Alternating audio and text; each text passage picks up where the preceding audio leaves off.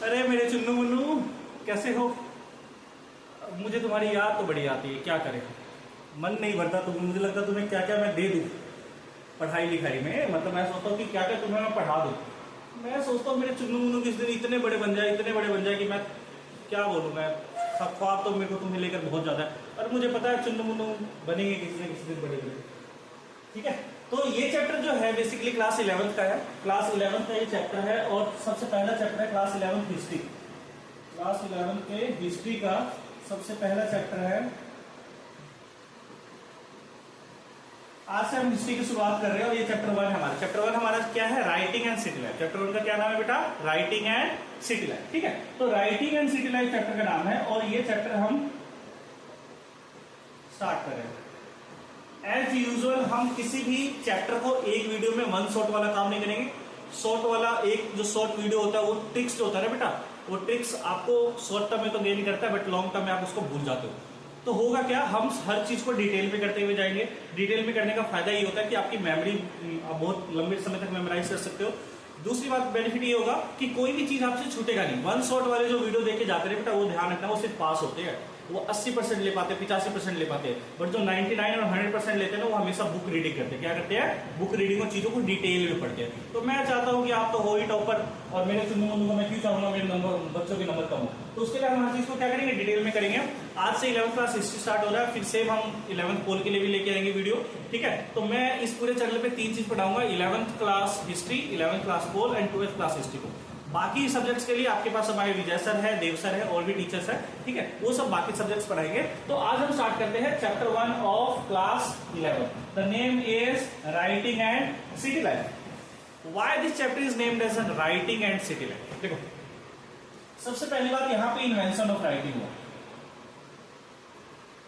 Invention of writing. अब writing का invention क्यों हुआ, कैसे हुआ, किस राजा ने किया, क्या जरूरत थी उसको करने की, ये सब चीजें इसमें देखेंगे। दूसरी चीज, सिटी लाइफ क्या, हम देखेंगे राइटिंग की वजह से कैसे हमारी सिटी लाइफ बनी, राइटिंग की वजह से कैसे सिटी लाइफ डेवलप होना स्टार्ट हुआ, क्या इंपॉर्टेंस था सिटी लाइफ, क्या सिटी लाइफ अपने आप में पूरा भरपूर था कि किसी कहीं और से उसको सामान लेने की जरूरत नहीं पड़ता था, क्या इंटरडिपेंडेंस था या नहीं था। ये हम चीजों को क्या करेंगे इस पूरे चैप्टर में हम देखेंगे। ठीक है, so this is about the first topic is the geography of Mesopotamia.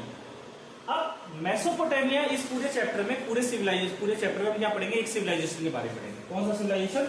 Mesopotamia civilisation. Mesopotamia civilisation पहली बार हुआ कहां पे? इराक वाले रीजन में मेसोपोटामिया सिविलाइजेशन हुआ। तुम्हें पता है कि इंडिया में भी एक सिविलाइजेशन हुआ, उस सिविलाइजेशन को क्या बोलते हैं हम? हड़प्पा सिविलाइजेशन। क्या बोलते हैं बेटा? हड़प्पा सिविलाइजेशन। ठीक है, अब ये हड़प्पा सिविलाइजेशन तो इंडस वैली रिवर के अराउंड में हुआ, इसको इंडस वैली सिविलाइजेशन भी बोलते हैं, जो हम 12th के हिस्ट्री में ऑलरेडी कर चुके हैं। 11th क्लास में मेसोपोटामिया सिविलाइजेशन में को करेंगे। ठीक है, अब मेसोपोटामिया सिविलाइजेशन जो है ये इराक रीजन में हुआ, और ये कंटेम्पररी ऑफ हड़प्पा सिविलाइजेशन। क्या बेटा? Contemporary of Harappa civilisation. मतलब ये दोनों सिविलाइजेशन, मेसोपोटामिया का सिविलाइजेशन और हड़प्पा का सिविलाइजेशन, दोनों ऑलमोस्ट सेम टाइम ड्यूरेशन पे, थोड़े समय के ऊपर नीचे सेम टाइम ड्यूरेशन पे क्या हो रहे थे? दोनों साइड टाइम फ्लोरिश हो रहे थे। Now why this called as a Mesopotamia? क्यों कहा गया है इस पूरे सिविलाइजेशन को मेसोपोटामिया ही क्यों कहा गया है? तो मेसो का मतलब होता है मिडल, और पोटामिया का मतलब होता है रिवर। तो the land between two river, the land between two river is called as a Mesopotamia. देखो, हम भी ह्यूमन बीइंग है, जरूरी नहीं है हम जो बताए वो सारा सही है। कई बार फ्लो में पढ़ाने के चक्कर में बहुत सारी चीजों में कहते हैं कई वर्ड्स गलत भी निकल जाते हैं, तो इसमें हमें जज नहीं करता। अगर तो मैं कहीं गलत हूं तो आपका काम ये बनता है कि सर आप कमेंट में बताओ कि सर आप इस पॉइंट पे ये गलत बोल रहे थे। गलती को भी एक्सेप्टेंस कर, जैसे हम सही इंसान को एक्सेप्ट करते हैं ना, वैसे हमें गलत इंसान को भी एक्सेप्ट करना पड़ता है। क्योंकि लाइफ में आपको दोनों इंसान मिलेंगे, पॉजिटिव मिलेगा तो नेगेटिव भी मिलेगा, और नेगेटिव मिलेगा तो पॉजिटिव। अच्छे इंसान मिलेंगे तो बुरे भी मिलेंगे, तो हमें दोनों को साथ लेके चलना है। और गलत इंसान का मतलब ये नहीं कि वो इंसान बुरा है, नहीं, गलती कर सकता है तो उसको सुधारने का काम हमारा होता है। हम लोग एक सिविलाइज्ड पर्सन बनते हैं, क्या करेंगे? हम उनकी गलतियों को बताएंगे और अल्टीमेटली उनको अच्छा इंसान बनाएंगे। ठीक है, तो Mesopotamia is the land between the two river. अब कौन से दो रिवर थे बेटा? The two river is, one is Euphrates and another one river is the tigris. ठीक है, ये दो इंपॉर्टेंट रिवर थे। कौन कौन से? Euphrates Tigris. तो एमसीक्यू क्वेश्चन आता है, which are the two rivers which are there in the Mesopotamian civilisation, तो यूफ्रेट्स एंड टिग्रिस। और इन दोनों के बीच की जो जगह है ना बेटा, ये वाला एरिया, इस एरिया को हम क्या बोलते हैं, क्या बोलते हैं इसको, मेसोपोटामिया। क्या बोलते हैं इसको, मेसोपोटामिया सिविलाइजेशन। ठीक है, इसीलिए कहा गया है land between the two river is called as a Mesopotamia. Clear. अब इसकी ज्योग्राफी की बात करते हैं। सबसे पहले ज्योग्राफी में हमने देखा क्या है कि there is a two river, one is a Euphrates, another one is a Tigris. इसके नॉर्थ साइड में देखोगे तो there is a steppe land. Steppe land क्या होता है, रेनफेड एग्रीकल्चर से एनिमल, अच्छा पहले के जमाने के लोग एक प्रॉपर एग्रीकल्चर टेक्निक वगैरह को नहीं यूज करते थे। उस टाइम पे वो लोग एनिमल रियरिंग करते थे, मतलब नोमैडिक लाइफ जीते थे या पेस्टोरिज्म वाली लाइफ जीते थे। तो नोमैडिज्म, एनिमल को पालने के लिए क्या चाहिए, घास वगैरह तो चाहिए। तो घास जहां पे, जिस जगह पे सिर्फ घास अवेलेबल होता है, उस एरिया को क्या बोलते हैं, बोलते हैं स्टेप। क्या बोलते हैं उसको, उस रीजन को क्या बोलते हैं, स्टेप।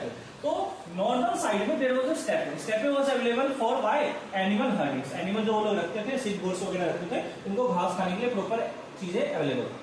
अगर जो हम देखें तो सदर्न पार्ट, सॉरी सबसे पहले साउथ पार्ट में क्या है, डेजर्ट है। क्या बेटा, डेजर्ट। ठीक है, barren land, that is of no use. और साउथ में यहां पे भी देखोगे, यहां पे भी क्या है, डेजर्ट। डेजर्ट होने के बाद साउथ में अल्टीमेटली यहां पे एक खूबी था क्या, यहां पे agriculture was prosperous. Agriculture was prosperous. तो सर बोलोगे सर जब डेजर्ट ही था तो एग्रीकल्चर कैसे हो सकता है, पूछ सकते हैं ना, आपका तो हक बनता है क्वेश्चन पूछना। तो जब डेजर्ट था तो एग्रीकल्चर प्रोस्पेरस कैसे हो सकता है, तो आंसर इज कि जब यूफ्रेट्स नदी ऊपर से नीचे आती है, चाहे टिग्रिस नदी ऊपर से नीचे आती है, तो यहाँ पे अपने साथ साथ बहुत सारे क्या लेके आती है, नोड्यूल्स लेके आती है। क्या लेके आती है, नोड्यूल्स लेके आती है, सिल्ट लेके आती है। ये सिल्ट और नोड्यूल्स से क्या होता है, यहाँ का जो एग्रीकल्चर है वो बहुत ज्यादा प्रोस्पेरस, अल्टीमेटली फर्टाइल प्लेन हो जाता था, जिसके कारण क्या होते हैं, यहाँ पे क्या हो जाता था, यहाँ पे खेती बाड़ी अच्छी होता था। ठीक है, ऊपर वाला एरिया, ये वाला एरिया क्या है हमारा, माउंटेन्स है। क्या बेटा, माउंटेन्स। ये वाला एरिया माउंटेन्स है। And this area north eastern वाला, देखो पूरे मेसोपोटामिया को 4 पार्ट में डिवाइड करेंगे। This is east, north, south, west. तो north eastern part is having the steppe, northern part is having the mountain, and southern part में क्या हमारा, डेजर्ट है। तो ये पूरा क्या है, ज्योग्राफी ऑफ मेसोपोटामिया एंड है। एंड इसको मेसोपोटामिया क्यों कहा गया है, ये ग्रीक वर्ड मेसो से मतलब, मेसो का मतलब होता है मिडल, और पोटामिया का मतलब क्या होता है, रिवर। जो ऑलरेडी मैं आपको, ये कहां पे अवेलेबल था बेटा, ये प्रेजेंट डे, ये वाला इलाका क्या है, इराक वाला इलाका। कौन सा इलाका है बेटा, इराक। तो इराक में प्रेजेंट डे मेसोपोटामिया सिविलाइजेशन जो था वो अवेलेबल था उस टाइम पे। तो डेजर्ट होने के बावजूद भी अल्टीमेटली क्या था बेटा, वहां पे प्रॉपर एग्रीकल्चर सिस्टम वगैरह चलता था। नाउ अब सरप्लस था, क्यों वो लोग ज्यादा से ज्यादा एग्रीकल्चर के ऊपर फोकस करते थे, क्या रीजन था कि एग्रीकल्चर का प्रोडक्शन ज्यादा सरप्लस होता था। सबसे पहले क्या है कि there was a two river, Euphrates and Tigris. इन दो रिवर्स के कारण क्या होता था, ये माउंटेन से फ्लो होके आते थे और अपने साथ बहुत फर्टिलिटी वगैरह लेके आते थे। उसके अलावा इन्होंने बहुत ज्यादा रिवर जो था वो डेजर्ट में जाते ही बहुत ज्यादा अलग अलग ब्रेडेड था। देखो ये रिवर ऐसे आ रहा है, ये रिवर ऐसे, जैसे ही सदर्न पार्ट में है तो ये और ज्यादा फैलेगा, और ज्यादा फैलेगा। तो ये वाला जोन जो है, बहुत ज्यादा जोन जो हो गया वो फर्टाइल सी वहां पे डिपोजिट हो गया, एंड अल्टीमेटली वहां पे फर्टिलिटी बहुत ज्यादा इंक्रीज हो गया। इसके कारण क्या हो, इसका इफेक्ट क्या लिखा कि एग्रीकल्चर सर्कल, जो भी सामान वगैरह वो ग्रो करते थे, जैसे व्हीट हो गया, बार्ले हो गया, पैस हो गया, ये ऑल्दो रेनफॉल बहुत कम था, तो रेनफॉल कम होने के कारण प्रोडक्शन कम होना चाहिए था, but because of these two river, Euphrates and tigris, इनका प्रोडक्शन क्या होने लगा, सरप्लस होने लगा। अब जब खाना अवेलेबल होगा, ट्रांसपोर्ट के लिए communication available, river channel available होगा, पीने के लिए पानी होगा, तो वहां पे क्या होंगे, लोग आके इकट्ठे होने लग जाएंगे। एंड इस एग्रीकल्चर सर्कस के कारण क्या होगा, पॉपुलेशन वहां पे आके क्या होने लगे, इकट्ठे होने लगे, बहुत ज्यादा मात्रा में वहां पे पॉपुलेशन बढ़ने लगे, जिसके कारण क्या होगा, सिटीज डेवलप होने लगे। क्या होने लगे बेटा, सिटीज। तो सिटीज के डेवलप होने का रीजन क्या था, एग्रीकल्चर सरप्लस होने लगा, because of the geography of Mesopotamia, and that led to the clustering of the people at a particular place. अब देखो सिटी की जो इकोनॉमी है, वो सिटी की इकोनॉमी कभी भी सेल्फ फुलफिल नहीं रहती। सेल्फ फुलफिल रहने का मतलब कि वो कहीं कभी भी संपूर्ण खुद से नहीं होती, वो हमेशा दूसरे के ऊपर डिपेंड रहते हैं। क्यों डिपेंड रहते हैं, देखो सिटी में सबसे पहले क्या मिलेगा तुम्हें, सिटी में 2 चीज मिलेगा।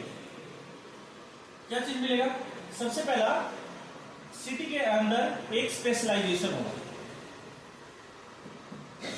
स्पेशलाइजेशन ऑफ लेबर, और दूसरा चीज क्या होगा, डिवीजन ऑफ लेबर। क्या होगा बेटा, डिवीजन ऑफ लेबर। तो स्पेशलाइजेशन ऑफ लेबर और डिवीजन ऑफ लेबर आपको शहर में तो मिल जाएगा। आप शहर में देखते होंगे कि शहर में आपको बार्बर भी मिलेगा, शहर में आपको ब्लैक स्मिथ भी मिलेगा, शहर में आपको गोल्ड स्मिथ भी मिलेगा, शहर में आपको ड्राइवर मिलेगा, कंडक्टर मिलेगा, हर तरह के ऑक्यूपेशन मिल जाएंगे। गांव में आपको इतना ऑक्यूपेशन नहीं मिलेगा। तो शहर में क्या होता है, स्पेशलाइजेशन ऑफ वर्क, हर काम को करने के लिए एक अलग इंसान। जैसे कि अभी हमें इस स्टूडियो में प्रॉपर लाइट लगाना है, बट हमें क्या हम खुद नहीं लगा सकते क्योंकि हमें इलेक्ट्रिशियन का काम नहीं आता।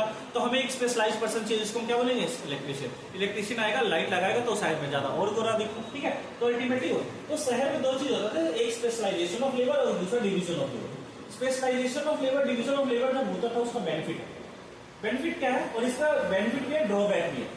सबसे पहला देखो, अच्छा क्यों हुआ यहाँ पे डिवीजन ऑफ लेबर, तो जो ब्रोंज टूल मेकर है, जो बनाने वाला है, वो क्या जो सामान, जो मान लो मैं पढ़ाने वाला हूँ तो क्या मैं बुक भी खुद खरीद के लाऊंगा, क्या मैं बच्चे को भी खुद लेके आऊंगा, या क्या मैं बुक पे ऊपर भी खुद लूंगा? नहीं, बुक राइटर कोई और होगा, मेरा काम क्या है, सिर्फ पढ़ाना उनको, क्या पता बाद में मैं भी राइटर बन जाऊं, ठीक है। तो स्पेशलाइजेशन ऑफ, अब ये जो ब्रोंज टूल मेकर होगा, जो बनाने वाला इंसान होगा, तो क्या ये ब्रोंज को भी लेके आएगा? नहीं, ब्रोंज को कौन लेके आएगा?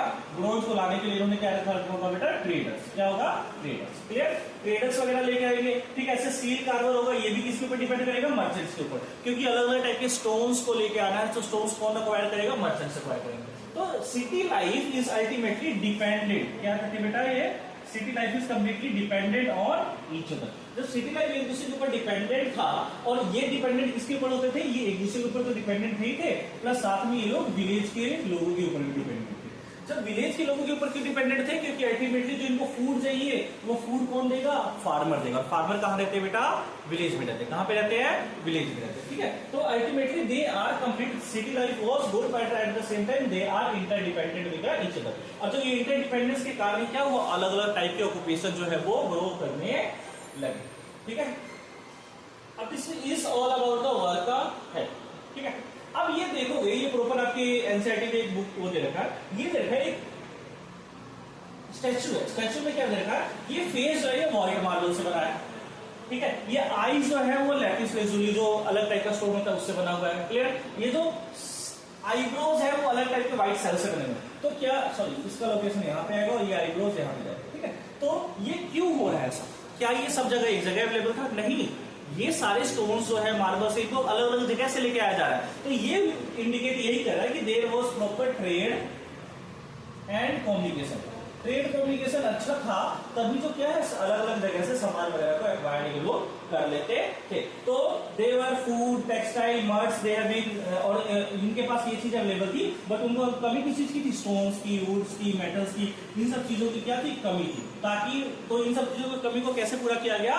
Bye the organising of foreign expedition. Trade merchants वगैरह को गिल्ड में एक साथ ग्रुप करके वो लोग भेजा गया, और वहां से जो भी इंपॉर्टेंट एलिमेंट्स वगैरह तो उन सबको क्या किया गया? यहाँ पे लाया गया, ठीक है। तो this is all about the work head. And इसके कारण क्या हुआ, हमारा मेसोपोटामिया में सिटी लाइफ वगैरह और बाकी जो डिवीजन ऑफ लेबर था वो होने लगा। बेटा आपको तो शायद थोड़ी बहुत नॉइज वगैरह आ रही होगी, पंखा वगैरह चलने की, क्या कर सकते हैं, एसी नहीं लगवा सकते ना, अफोर्डेबल नहीं, बहुत गरीब है वो लोग। तो देखते हैं, चलो थोड़ा बहुत आप करो कवर, इतना तो करना ही पड़ेगा, ठीक है।